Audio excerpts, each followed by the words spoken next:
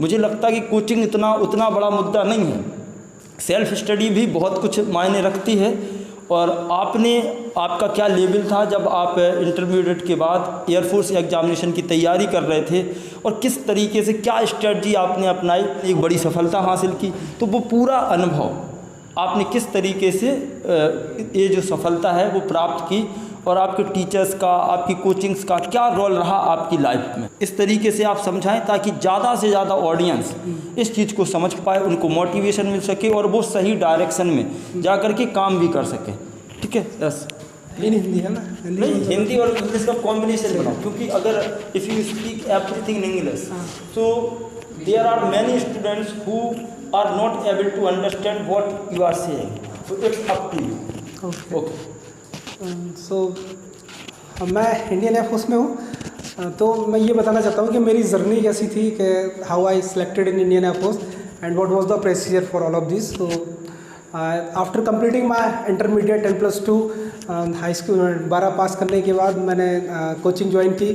And most important in Indian air force we have to know about English, because in Indian air force everything is English, because when you will enter in that service, then everybody will interact with you in English, because we are not only from the regional area, that you are not go from only Jhansi or Uttar Pradesh. The person will come entire the India, so they will also come from Kerala, Karnataka. They might not know, we are not like familiar with English, Hindi, so they are not so familiar with Hindi, so you have to speak with them, conversation with them only in English. So English is too mandatory, very mandatory. So I have started to learn about English speaking, and other area like for clear that exam you have to be master in 3 subjects like science, math and English. So my science was good, but math was disaster. Very poor.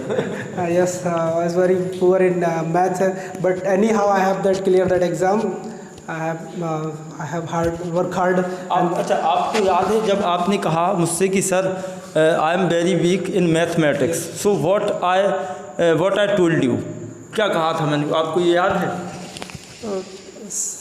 Some years are past, so I have just forget, but I can guess that you might tell me that work hard, do practice. Actually आपको याद नहीं है, जब भी कोई student मुझसे कहता है कि sir I am weak, I am very weak, I am very poor in mathematics और इन दिस पर्टिकुलर सब्जेक्ट, तो मैं उनको सजेस्ट करता हूं कि अगर आप इसमें वीक हैं तो किसी एक सब्जेक्ट में आप अच्छे भी होंगे। अगर आप इंग्लिश में अच्छे हैं और आपकी इंग्लिश ठीक है, आपको समझ में आती, तो आप इतनी मेहनत कीजिए कि इंग्लिश में आप फुल मार्क्स अचीव कर लो। और अगर मैथ में आप कमज़ोर भी है तो अगर उसमें 2, 4, 5 नंबर कम हो जाएंगे तो इफ़ेक्ट नहीं पड़ेगा, और you can get selection in any department. So अगर हमारे एग्ज़ाम में 3 या 4 सब्जेक्ट हैं और किसी एक सब्जेक्ट में हम वीक हैं तो बहुत बड़ी टेंशन की बात नहीं है, किसी 1-2 में तो आप अच्छे ना, उनको आप बहुत अच्छा करिए और बाकी को आप जितना एवरेज लेके चल सकते हो तो भी आपका सिलेक्शन हो सकता है, ये कोई बहुत बड़ी बात नहीं है। नोटिफिकेशन आया इसका एयरफोर्स का, तो फिर उसके बाद फिर हम तैयारी चालू किए। मैथ में कमज़ोर थे, बाकी तो सब ठीक था।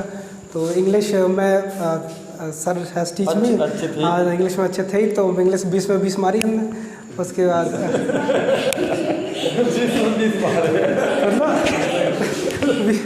इंग्लिश में 20 में से 20 नंबर आए, और उसके बाद साइंस भी ठीक नंबर आए, मैथ में थोड़े कम थे, बट क्वालिफाइंग नंबर आ गए थे, तो क्वालिफाई किए। और तो जो भर्ती दे रहे हैं उन्हें पता होगा कि इसमें आपका पहले रिटन होगा, उसके बाद फिजिकल होगा, फिर मेडिकल होगा, उसके बाद ऑल इंडिया सेलेक्ट लिस्ट आएगी, उसके बाद फिर एक और लिस्ट आती है, तो उसके बाद आपका सिलेक्शन होगा।